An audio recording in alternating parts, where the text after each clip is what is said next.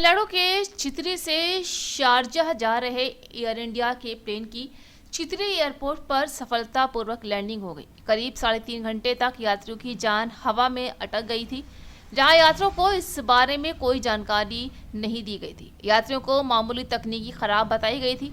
उधर pilot plane में सवार यात्रियों की जान बचाने के लिए बादलों के बीच जद्दोजहद कर रहे थे। जी हाँ, प्लेन हवा में ही चक्कर लगा रहा था। हवाई जहाज के हाइड्रोलिक सिस्टम में खराबी आ गई थी। इसके चलते पायलट विमान को एयरपोर्ट पर नहीं उतार पा रहे थे। यात्री भले ही अनजान हो, लेकिन पूरे देश को पता चल गया था 140 लोगों की जान हवा में अटकी है। सुरक्षा के मद्देनजर एयरपोर्ट पर 20 से अधिक एम्बुलेंस और फायर ब्रिगेड तैनात की गई थी। उधर चितरी के जिला कलेक्टर का कहना था कि एयरपोर्ट डायरेक्टर ने जानकारी दी है कि चिंता की कोई बात नहीं और विमान सुरक्षित तरीके से उतर सकेगा, लेकिन हर पल टेंशन बढ़ रही थी। वहीं पायलट ने इमरजेंसी घोषित की। पूरे एयरपोर्ट पर हाई अलर्ट घोषित हो गया। इमरजेंसी लैंडिंग के लिए सभी तैयारियां शुरू कर दी गई थी। जैसे ही खबर मीडिया में आई, एयरपोर्ट के बाहर भी लोग जमा हो गए थे। चितरी एयरपोर्ट के पास के घरों की छतों पर लोग चढ़ गए।